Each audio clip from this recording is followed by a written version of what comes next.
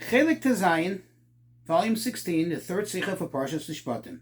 This Sicha focuses on two rules in money litigation matters which appear in this week's Parsha and connects the two. The Rebbe will also take it to a deeper level, namely by explaining it from the prism of Chassidus, of the deeper meaning of things, which is once how it expresses itself and how it gets translated into one service with Hashem. This Sicha, that means this essay that we're studying now, is actually a compilation. It's part of a Sicha, of a talk that the Rebbe gave once, and a Hasidic discourse, a mimer, which the Rebbe delivered at another time. Now, to start off, in order to better understand the Sicha and to be able to flow through it more easily, I think it's worthwhile for us to familiarize ourselves with the halacha, with the rule of modeh b'miktzas. Literally translated is one who makes a partial admission. Now, what is the rule? In short, the rule is that if a plaintiff, a complainant, demands of the defendant, let's just say $100. He comes to Bezdin, comes to the court and says he owes me $100. And the defendant says, well, I only owe you 50. That means there's a partial admission in the total claim. Then the rule is, the Torah says, chayev shvua. He is obligated to swear. That means he has to make an oath that that's indeed what he owes and he doesn't owe the rest. If he cannot make the oath or he refuses to take the oath, then obviously he has to pay the full amount. Okay? Just in short, what is the logic behind this this rule? Although it's, quote, a Gzerat HaKatuv, it seems to be a biblical decree, but the sages give it some logic, and the idea behind it is that since one typically would have a hard time in denying the whole thing, especially considering that the person loaned him the money or was kind to him, benevolent to him, so it's very difficult for one to sum up the chutzpah to really totally and absolutely deny it. So the person kind of does a partial admission, he's kind of wishy-washy, and in the back of his mind, he justifies it with thinking, hey, look, when I get the money, I'll slip it under his door, I'll pay him for it, and so I'll pay him up the rest and so on. Now, it's important to note that this rule, that modeh b'miktzas, that one is, if one is partially admits to a claim, that one is obligated to take an oath, this is only if it has a partial admission to the entire claim. Let me explain. Let's say, for example, the plaintiff, as they're walking in, the plaintiff and the defendant, as they're walking into the Bezdin, the defendant turns to him and says, look, I know I owe you $50. Or he gives him $50. So now, when the plaintiff turns around and says, oh, no, you owe me $100, now, what is the total claim? The total claim is not on $100, the total claim is on $50. And that $50, the defendant is totally denying, absolutely denying. And therefore, he would not be chayev shvua, he would not be obligated to take an oath, because this does not fall under the rules, the criteria of what the Torah spells out for a modeh b'miktzas, for one who partially admits. Because he didn't partially admit, he totally denied the rest of the claim that was left. So again, just to recap, it's only if the defendant is admitting partially, whether it's 50%, 20%, whatever it may be, to the total claim that the plaintiff is making against him. Now, where does this connect to our parsha? Well, if you look in our parsha, you look in chapter 22, verse 8, it says over there, al kol dvar pesha, on any matter of misappropriation, or literally pesha means a felonious matter, and then it says, and an ox and a donkey and so on, al kol aveda, for any lost item, asher yomar ki hu zeh, that he says, meaning he, the defendant says, ki hu zeh, this is it. What does that mean, this is it? It's as if he's pointing and he says, this part of it I owe, this part of it I don't know. This part of it I admit, this part I deny. This part I agree, this part I disagree. So there is where the sages learned out that that's when you complete the verse which says, Ad Helukim Yavo Dvar Shneim, until the court of the rabbis, of the judges, that is, should come the matter of both of them, meaning he has to swear, and then, like I said previously, if he cannot swear or he refuses to swear, he doesn't want to swear, then he will have to pay the whole thing. Let's go into the Sikha now. So in our Parsha, in chapter 24, verse 14, it says over there, Ve'elaskenim Omar, and to the elders he said to them, you stay here, blah, blah, blah, dot, dot, dot. And then he says, Mi bal dvarim yigash alechem, that anyone who has a legal matter should approach you. This is what Moshe said to them. In other words, we're going to go up there and look into the verses. You see exactly the context of what it's talking about. But on these words, Mi bal dvarim yigash alechem, whoever has a matter, a legal matter, a legal issue, should approach you. The Talmud says, the Gemara says that we learn from this, Ein niskakim elu tevei atchila, that first you attend only to the arguments of the claimant. In other words, the one who is the Baal Dvarim, the one who has the legal matter that approaches you, that's who you deal with first. You start with him first. You allow him to give his argument first. And only after that do you turn to the defendant to hear what his part of the case is, what his argument is. Okay? So the Shach, now who is the Shach? The Shach is one of the primary commentaries and halachic authorities, primary commentaries on the Shulchan Aruch. Thus, he is a halachic authority, because without him and the other primary commentaries, we don't understand thoroughly and correctly what the Shulchan Aruch is really saying, what the law should be. Who is the Shach? In short, he was is a great Talmudist from the 17th century. His name was Reb Shapsi ben Meir HaKohen, and he's known by his work as Shach, which is abbreviation for Siftei Kohen, which means the lips of the priest. He was a Kohen. So in any case, the Shach, he explains that what is behind this? What is the idea that the Torah says that first you turn to, first you listen to, first you accept that the complaint or the testimony, the argument of the plaintiff or the complainant? Why? Why do you accept that first? He says because this has a ramification in the din, in the rule of modeh b'miktsas. You see, you recall that we said that if the defendant goes and pays first or admits that he has to pay, essentially that is obligating himself. Only afterwards the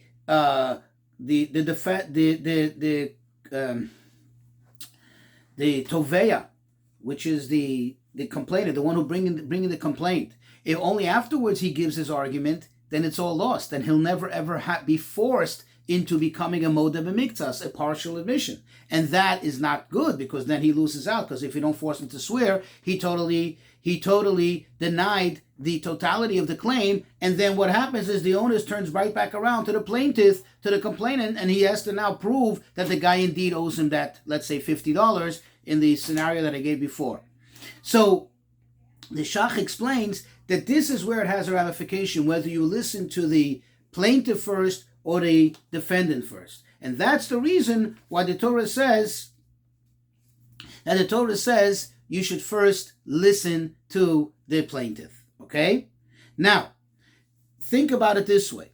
If you think of it from this perspective, really, whatever the person owes, meaning whatever the defendant owes, he already owes. He really should have paid it. It shouldn't have come to this. In other words, it shouldn't have come to this where the guy has to drag him all the way to court, has to sue him in front of the rabbis in order to get what's duly his, in order to get his money that he owes to him. So being that he was, so to speak, felonious in not having paid the money, therefore the onus is on him, and therefore the plaintiff gets to make his argument first, thus perhaps putting him into a situation, putting him into a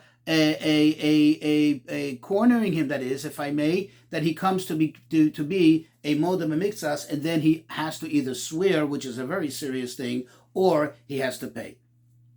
Now, the Talmud continues and says, although this is the case in general, and this is what we glean from this verse, yet there are certain scenarios, there are certain cases in which we actually are niskakim lenitpat chila. We actually attend to the defendant first. When is that?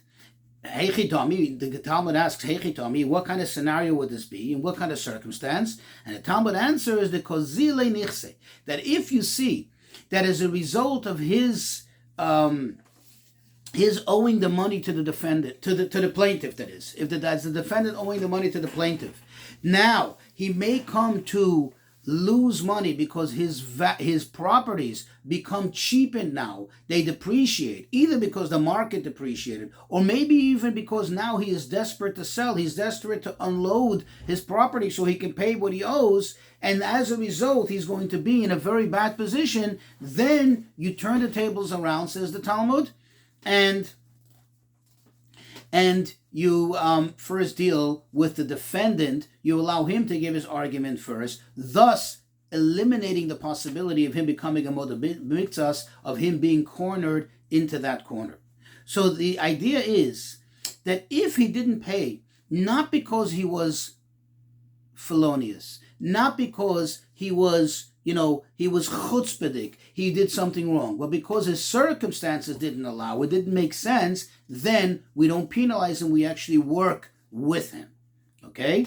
Now, as we said in the introduction, everything in the Torah, when we say everything in Torah, I mean in the nigla part, in the revealed part of the Torah, such as the Tanakh, such as the Talmud, such as halacha, all that always carries also a deeper meaning. If you take it to a deeper level, not only does it expose the deeper meaning in terms of one's service to Hashem, but perhaps at times it actually even helps us, it shines a light and helps us better understand the halacha as it is, why it is the way it is, why Hashem dictated that we do what we do. In other words, by getting, so to speak, the soul of it, the pnimius of it, we get a better appreciation of it. Plus, of course, we get a direction, a better lesson in how to serve Hashem. So the same is over here. If that's in general, the same is over here. And over here, really, if we take a glance, if we take a look at this halacha, there seems to be some very curious, questions that we can ask on the commentary of the Shach, on the Shach's ruling. Remember that he said that the reason why you attend to the plaintiff first is because this way you give her the opportunity, you set up the scenario that it should be able to come to the case of a moda miktsas, thus he wouldn't lose out. So the question is, it seems from the Talmud, it seems from the way the Talmud understands the verse, that the verse says, Ad mi baldvarim yova alechem, whoever has any legal matter should come to you. And from there, the Talmud deduces that, if anybody has a legal matter, meaning one is the plaintiff, one has the issue, he gets addressed first, he gets attended to first.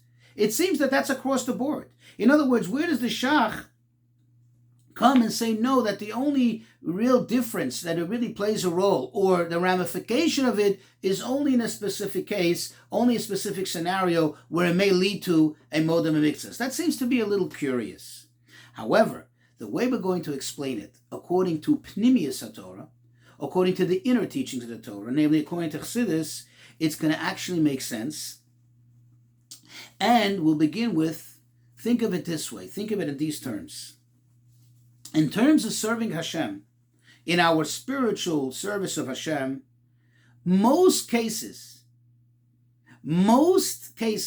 if not all, of, quote, plaintiff and defendant, toveya and itba, most of the time it involves also a matter of, a scenario of a moda miktsas. How is that so?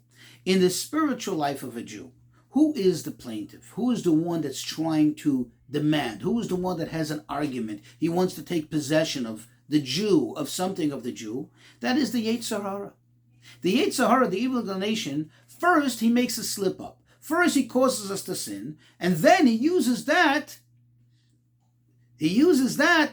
as his argument to say, wait, this person is now mine. This person is now in my side of the game. In other words, I demand full and absolute authority and control on this person's life. Because you see, the person sinned. So the person belongs to me. The person is in my territory. The person should be under my authority, under my rule, under my guidance. Totally and absolutely.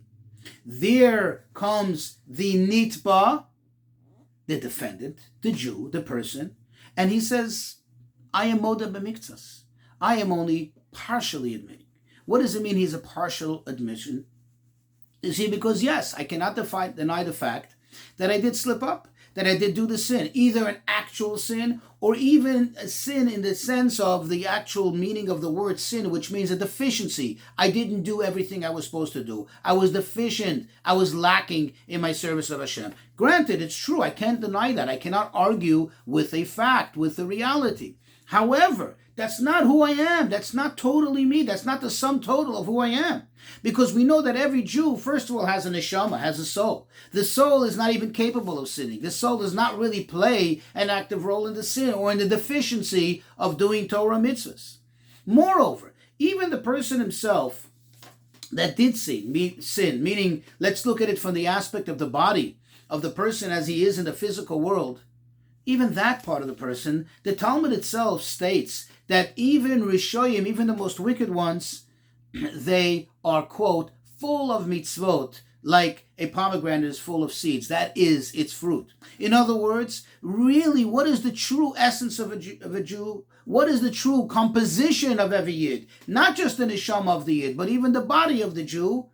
Torah mitzvahs, good. In other words, even when the Jew sins, that cannot become the totality of who he is. That's only a little part of it. So the Jew is modeh b'miktsas. He's only partially admitting, so to speak, any connection to the Yetzer Hara, any connection to sin. And this you can actually see in the verse itself. Go back to the verse from where we learned this concept of modeh b'miktsas. Look how it spells it out. It says, Al kol dvar pesha. Literally, the word pesha means felonious, meaning doing an active sin, doing something wrong, a felony, something bad. And then it continues and it gives some examples of various types of animals or objects. And then it says, Val kol aveda, on any lost thing. What is lost? Lost is when you didn't actively do something wrong. You just lost. You missed out. You didn't do enough. You were lacking in the totality of what you were supposed to do. But in any case, what does the Jew say? Ki huzeh. This is it. Look at the words in the verse. It's only this. It's only small part of it that I fell or for the Yetzer Hara, that I connected myself to the Yetzer Hara. But really, I have nothing to do with this. It's not who I am. And here comes the resolution. Here comes the ruling. The ruling is, you're chayev a shvuah. You have to take an oath. What is a shvuah?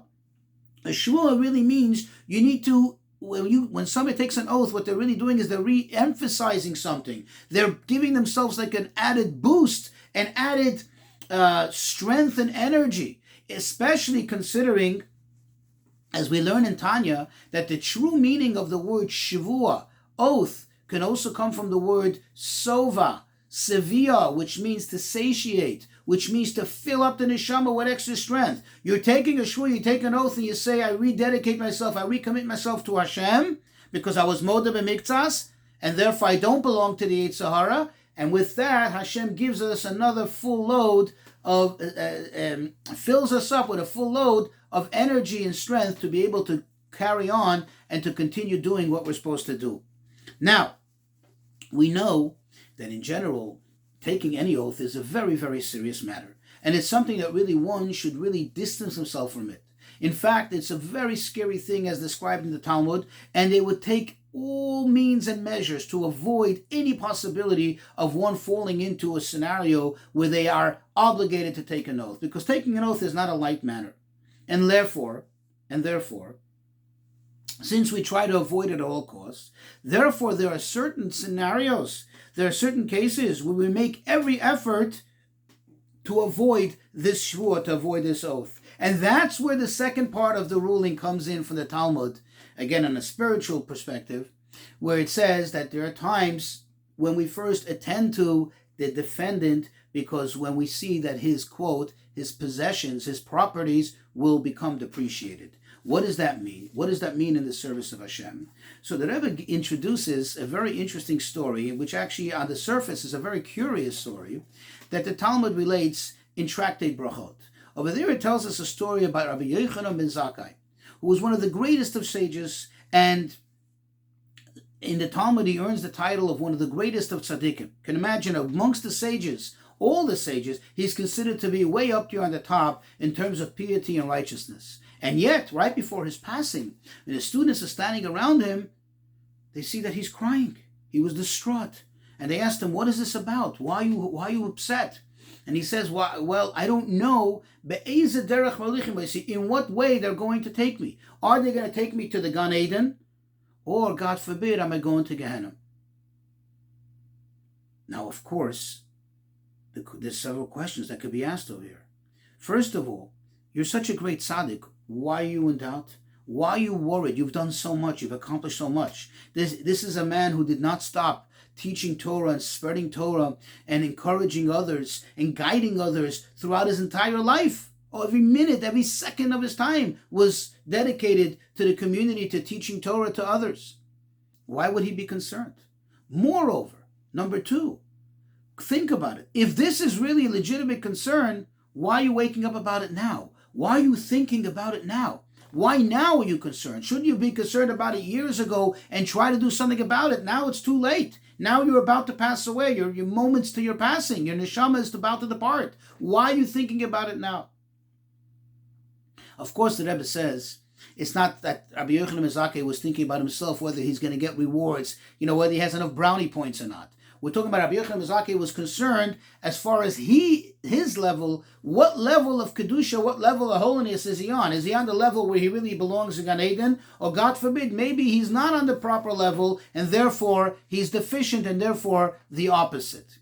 But in any case, the questions still remain. What exactly was going on here? And the Rebbe explains, this is what happened. You see, every person, every Jew is given a certain amount of time to live. An exact amount of time. And that amount of time is tailored to the mission that particular person has in the world. In other words, whatever that person was charged with doing in the world, whatever their assignment is, whatever their purpose is, they're given enough time, years, months, weeks, days, hours, minutes, seconds, exactly to be able to accomplish all that they have to accomplish. Thus, when a person wastes time, when a person does not utilize some of the time properly, they're actually wasting time. They're actually cheapening their property, their possession. What is our true possession? What do we really own? This is what we have. The time we have in life is our resources, our, so to speak, estate, our property from where we can draw the ability to do what we have to do. When a person doesn't utilize the time properly, or even the Rebbe asks, sometimes if we misuse it, we misappropriate the time, we use it for something else, or not for that which we were supposed to do at that time, whatever it is that is designated for us to do, then we are now cheapening, we are now lessening, we are now losing the value of our property. And therefore, it's not appropriate to waste time for what we're supposed to do. So Rabbi Yochanan ben Zakkai, he knew that his mission, his purpose is to teach. His purpose is to work with his students, to teach Am Yisrael, to teach Klal Yisrael. And therefore he can never think about himself. He didn't think about himself. He didn't have time to think about himself. He couldn't waste a moment from his task, from his mission, from his real true purpose that he had in life. Only right before he's passing away, when he had completed everything he had to do, now he was thinking about himself and he's thinking, oh, where do I stand? What do I do? In other words, where am I? He never thought about himself. Likewise over here, this is the idea. When a person is, meaning the defendant, when a person is being hounded by the Yetzer Hara is trying to take possession of the person. And the Yetzer Hara comes to offer his argument and say, this person belongs to me. And you see that this person's property, his time, will become devalued, depreciated, if he has to start spending time arguing with the Yetzer Hara back and forth, and then he's going to come to make an oath, and the oath is something which really you shouldn't do, and only through the oath is he going to get the extra strength to get out of the clutches of the Yetzer Hara. That's where Hashem steps in and says, wait, you know what?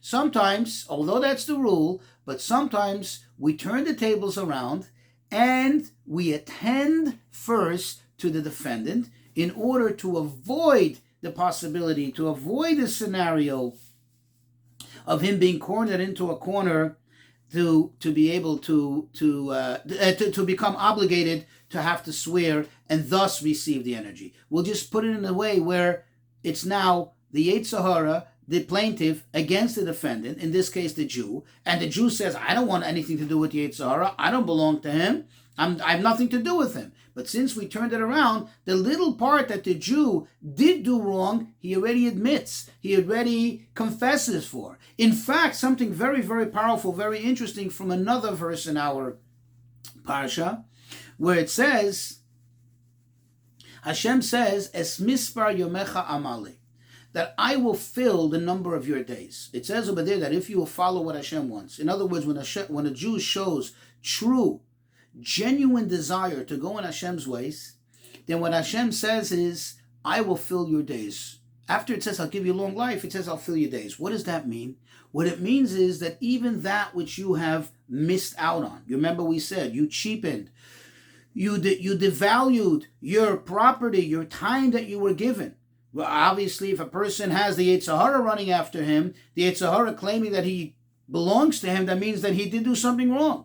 And it's just Hashem who turned the tables around and made it so that you shouldn't become a modem miktzas. But you see, why did he do it so? Why does Hashem do it? Because you have dedicated yourself. You have submitted yourself to Hashem with absolute bitul. Then Hashem says, not only do I first listen to the defendant, and thus you're not going to have a shvua, but es mispar yamecha amali, I will fill your days. In other words, Hashem has this infinite power to go back in time and fill those days and give you the ability, the potential now, right here, right now, with the little time you have left, or without the